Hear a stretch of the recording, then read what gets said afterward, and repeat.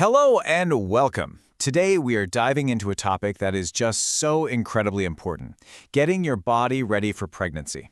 You can think of it like building the strongest possible foundation for a house, except this foundation is for your future family. So let's just get right to it.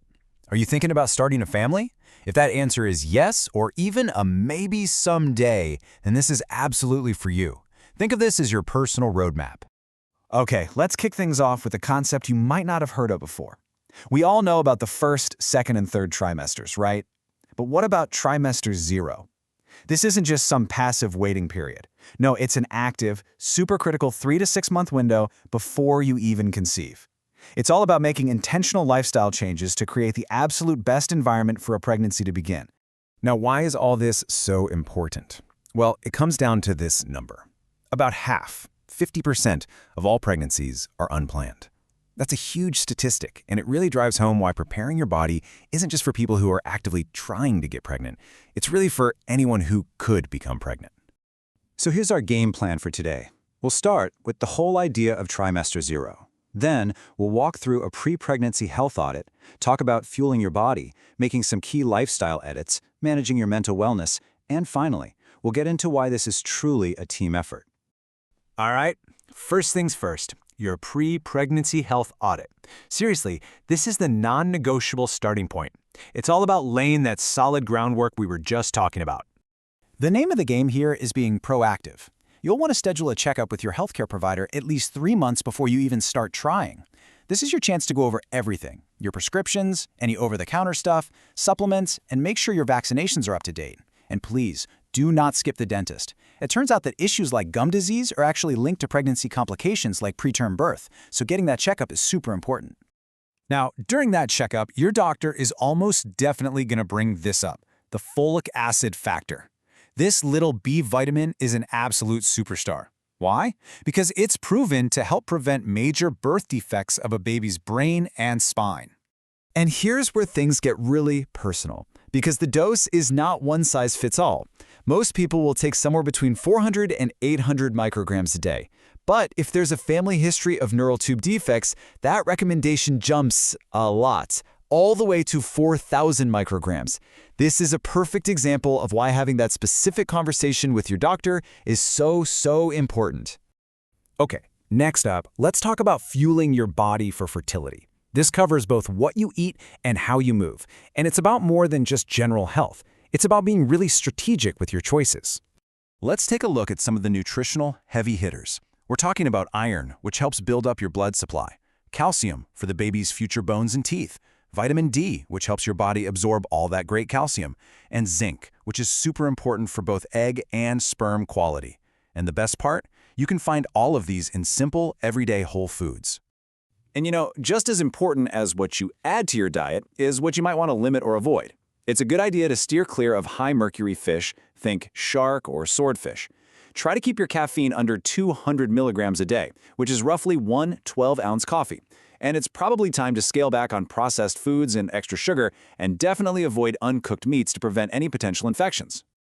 So, to go along with that healthy diet, the American College of Obstetricians and Gynecologists recommends this number, 150 minutes. That's 150 minutes of moderate intensity exercise every week.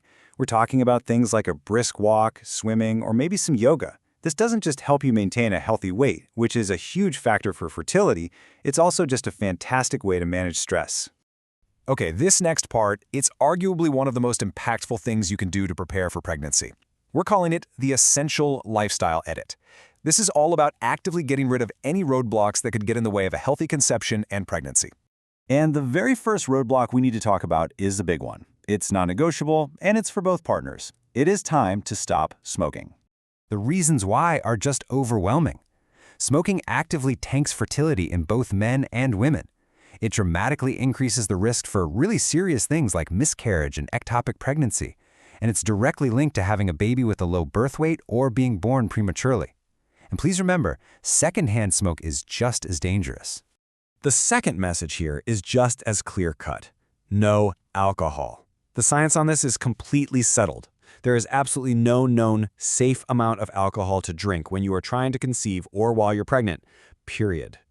And the reason for this total abstinence is incredibly serious. Alcohol is a primary cause of fetal alcohol spectrum disorders, which are lifelong conditions. It can mess with ovulation and hormone production, and this is so key, the damage can happen in those very first few weeks, often before you even know for sure that you're pregnant.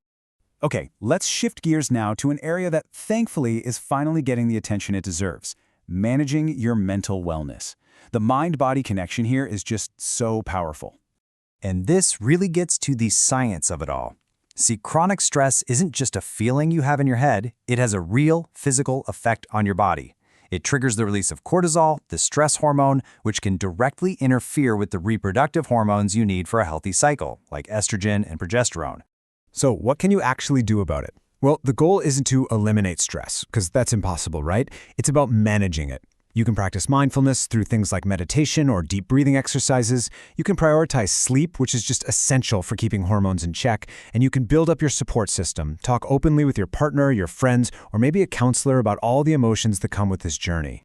And you know, that leads us perfectly into our final section today. This whole process is not a solo mission. It is absolutely a team effort. Let's look at the partner playbook. Here is a statistic that might surprise you. Male health factors are responsible for about half of all fertility issues. So this journey absolutely 100% takes two committed partners. And this really shows us that shared responsibility. I mean, look at the goals for both partners. They're basically identical. Maintain a healthy weight, manage stress, eat well, and of course, quit smoking and avoid alcohol. But then there are also some male-specific things to focus on, like avoiding excess heat from hot tubs or saunas, which can affect sperm production, and making sure zinc intake is good to go. Which brings us all the way back to our final question. Every single step we've talked about, from those lifestyle changes to taking care of your mental wellness to working as a team, it's all about one thing. So let me ask you, are you building the strongest foundation for your future family?